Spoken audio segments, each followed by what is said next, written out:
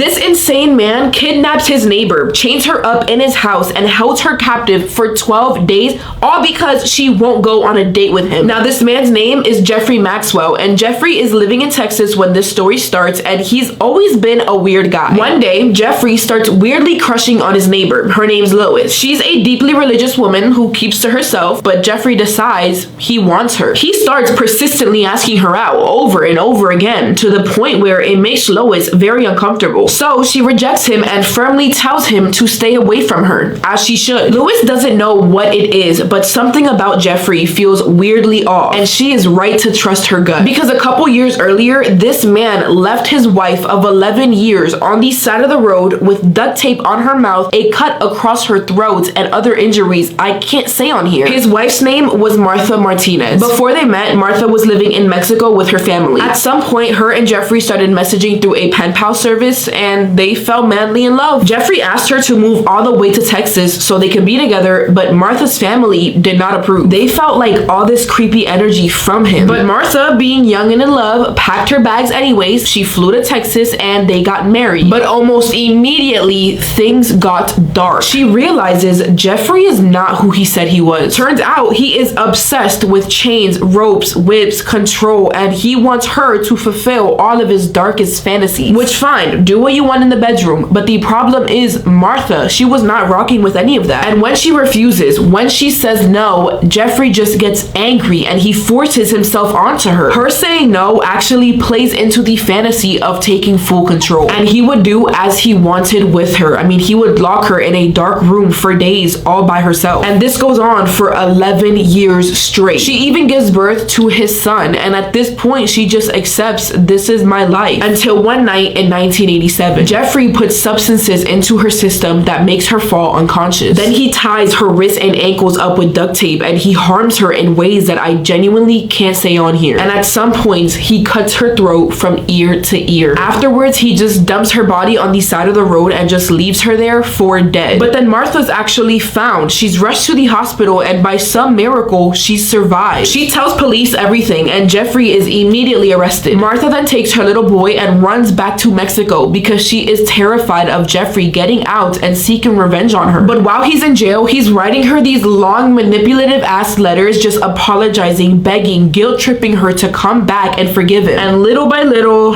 it works. Martha returns to Texas. She stops cooperating with the police. She refuses to testify, and so Jeffrey walks free. And her fear of him getting revenge becomes reality, because just 5 years later in 1992, Martha just disappeared. Jeffrey even writes a letter to her family pretending to be Martha, saying that she's leaving him. But her family knows it wasn't her because she always writes in Spanish and this letter is in English. And besides, she leaves behind everything: her passport, her purse, her son, things that she would never leave. But despite it being very obvious that Jeffrey has something to do with it, nothing was ever done. And this isn't even his last time hurting a woman. After Martha, he remarries another woman. Her name is Rita, and she was actually his very first wife. The two of them had a daughter together before their divorce, and honestly, it should have just stayed that way. Because within months of Jeffrey moving back in, he starts touching their daughter inappropriately. So Rita divorces him again. This time she changes her name. She moves far away with her daughter, and that's when Jeffrey moved to a new neighborhood right across the street from Lois. He becomes so fixated on her, and Lois can sense he is bad news. He even tried to kiss her once, and it disgusted her. But honestly, I think he prefers when she says no, because every rejection just made him more obsessed. Eventually, he moves away. I don't know why, but Lois finally feels some peace. Until 6 years later in 2011, Jeffrey knocks on her door again, but this time he has a sinister plan. The moment Lois opens the door, she freezes. His eyes have a look that make her uneasy, and before she can react, he pepper sprays her. Her eyes are burning. She can't see. She's trying to run, but Jeffrey chases her down, grabs her at gunpoint, and throws her into his car. He drives her 100 miles away to an isolated farmhouse. He drags her inside his garage, and he has built